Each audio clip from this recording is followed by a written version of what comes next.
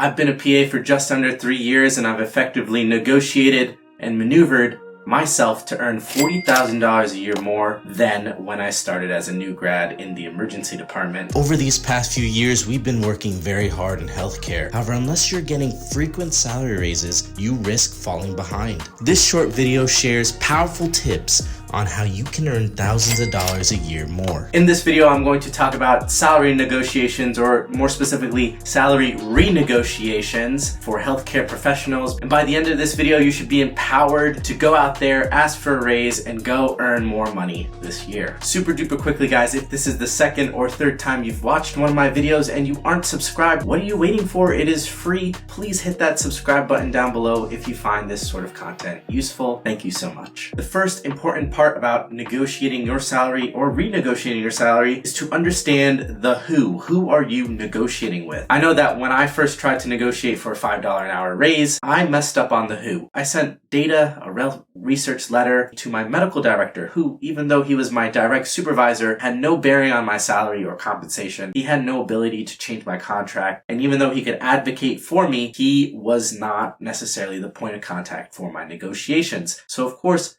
my initial negotiations fell flat because I did not know the who. Who is in charge of your contract? Who is the decision maker? Who actually has the ability to make those numbers change? If you're in a small practice or clinic, maybe it's just the one doctor there that owns the practice and they're the ones that you need to negotiate with. Maybe you work at an urgent care. It could be the practice manager that controls your salary. Even more complex is if you work for a hospital or a hospital group. Is it HR that runs your salary and controls your contract? Is it a practice manager or some leader of the specialty group, some sort of director? Who is in charge of your salary? What is their contact information? Get an email, get a phone number. Can you talk to them in person? These are things to consider about the who. And you need to understand who is in charge, because sometimes the person that you are dealing with and interacting with doesn't even see your day-to-day. Maybe they're not actually seeing patients. Maybe they don't actually see you work. And if that's the case, you should have a supervisor or some sort of advocate that can help explain your performance and what you do and why you are so valuable to the practice or group. Next up for salary renegotiation is the why. Why do you deserve a higher salary? There's a lot of good reasons out there. You have a lot of ammunition. Your job performance, the fact that if you are a likable individual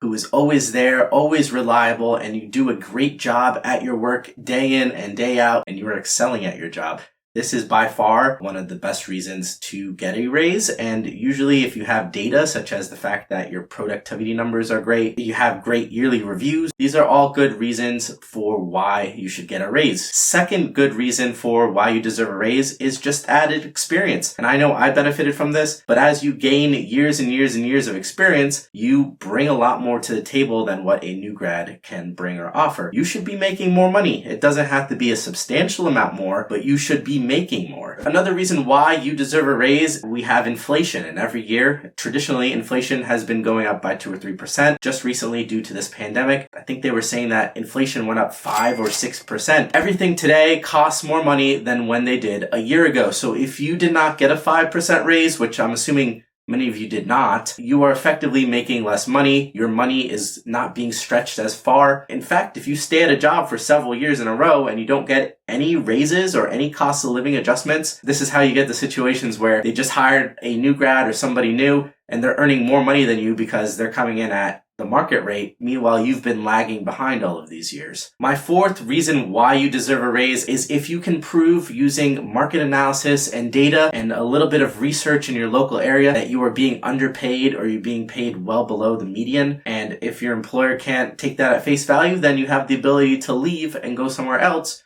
where you're actually paid at a median rate. Another super important reason about why you deserve a raise is anytime that you get more work, you should be getting more money. In my ER during the final days, they tried to cross-train our ER techs to also do ER registration. And guess what? Almost all of them immediately said no. Why are they going to agree to additional job training for a job they didn't sign up for no additional compensation? It makes zero sense. And I know that during this pandemic, we've been stretched thin. Everybody has been asked to do more with less resources. And anytime they take somebody off or reduce hours or coverage, you are effectively doing more for less. And then these hospital administrators and CEOs say, look at that, we've reduced our costs, we've cut down on staffing, yet we still managed to do all of the same for less. And that's because people aren't complaining about the fact that their work conditions have gotten significantly worse. If you receive more work to do, don't take a fake title change, don't take a little gift card, don't take the little email recognition as everything at face value. You should be asking for more money. Another reason as to why you deserve a raise is if there's a cost of living adjustment. So say for instance, you're a new grad PA, found a new grad job in California for $100,000 a year, and that sounds great, that sounds a-okay, but little did you realize that California has 13% state income taxes and the cost of living is super duper high, and you just say, hey, everything costs a lot more here, I need more money to be compensated for this. And lastly, for the why is just to understand your value. At least for PAs and nurse practitioners, our work can literally pay the salaries of all the other office members. Our work allows the surgeon to do more surgeries, allows the ER physician to clear out the ER, and allows the clinic to see more patients. Just understand your value and use that to your advantage. Guys, those are a few reasons why you deserve a raise. I'm sure there are many, many more, but you could use some of those as inspiration for when you are renegotiating your salary. So now that we covered the why, I would like to talk about the how. The how is really the easier part. You take who you're going to talk to and your reason why, and you let them know verbally, I think first, it's kind of how they react, and then I would put something in writing. If they make you any promises verbally, oh yes, we'll give you a raise, don't take anything they say at face value. Not in writing, guess what's going to happen? They're going to stall. A few months later, you have your performance review, you might get great reviews. You're not going to get 1 single cent more than what you actually are earning right now. I think with the how, specifics are important, so you should outline kind of what you are looking for and why, and you should send it to who, and I would put it in a letter, I would put it in an email, I would maybe write a letter and send that via email. That way it is all in writing and it is all clear. Before I share my story with you guys, I just want to go through a few little traps,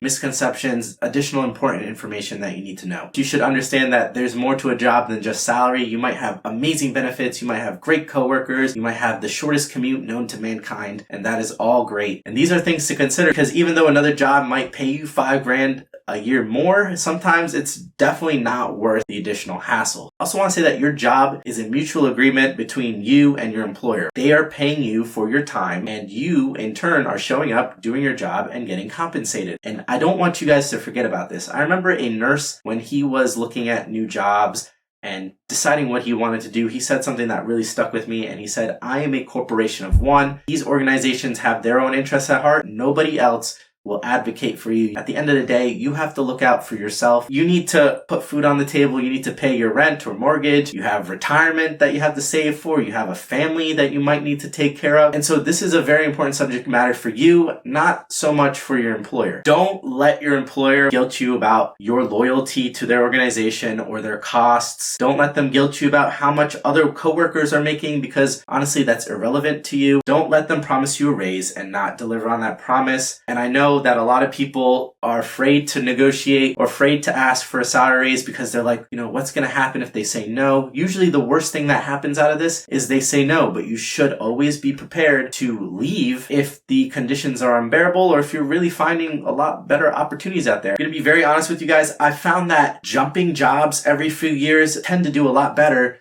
than if you stay at a certain job for long periods of time and try to negotiate with them over and over again. You get more significant jumps by leaving. So sometimes it's worthwhile. I've seen people literally leave a job and then come back to their current employer a few years down the line, getting way more money than they were at when they started. This is why you don't burn bridges. You have the ability to advocate for yourself and be a professional about it. Don't be afraid to talk to your coworkers and talk to your peers about your salary. I know this may be controversial, but I will tell you for a fact that the return on investment for this discussion is enormous. This has significantly helped me raise my income. I also advocate to my friends who I think are getting paid below market value to speak up for themselves or to look for a new job. Alright guys, now for my story on how I've increased my compensation so much in less than 3 years. So back in 2019, I started working for a small private emergency medicine group, and the owner got me in at a new grad rate. My base rate and compensation was under $95,000 a year. It did have good benefits, and it did have a productivity bonus, which I'm estimating averaged somewhere between $3 to $5 grand a year. After a full year, it was announced that our emergency medicine group was going to be bought out by the hospital, and we were all going to become hospital employees. And this buyout was the first inflection point of my career in salary negotiations, because a new work arrangement involves a new contract. So with the buyout, I actually stayed at the same hourly rate. However, my compensation and benefits did improve. My new employer was going to give me $10,000 a year for student loan repayments. It went right to my loan provider and counted directly as income, which I found as a great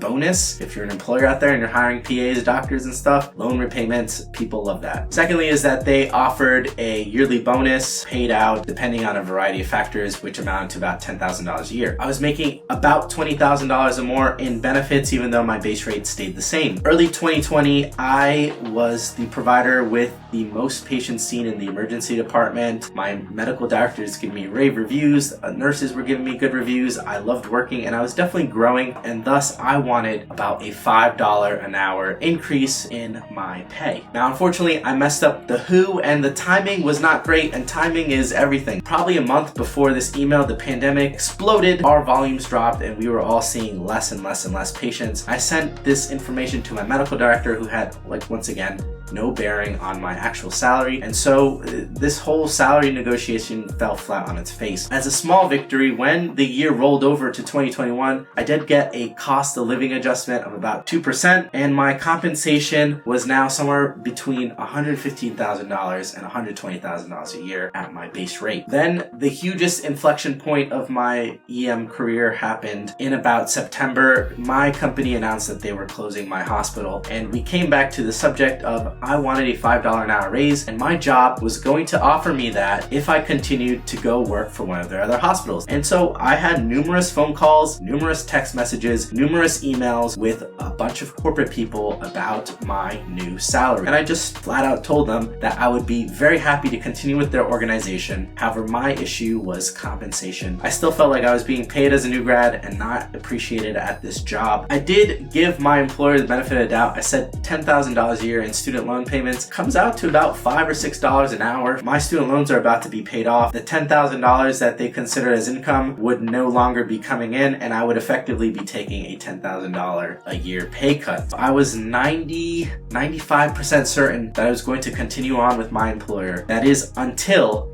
I did something that I advocated you guys to do, which is I called and spoke to a coworker, a colleague of mine. He was currently at that hospital and he was leaving, and I wanted to know why he was leaving. And he told me that he was leaving. He did not feel like he was valued, respected there, but also it was a money thing. He was going to be getting $10 or $12 an hour more at a local hospital nearby, and he just felt like trying to negotiate with this company was a waste of time. I had another offer on the line that was offering me about $15 an hour more.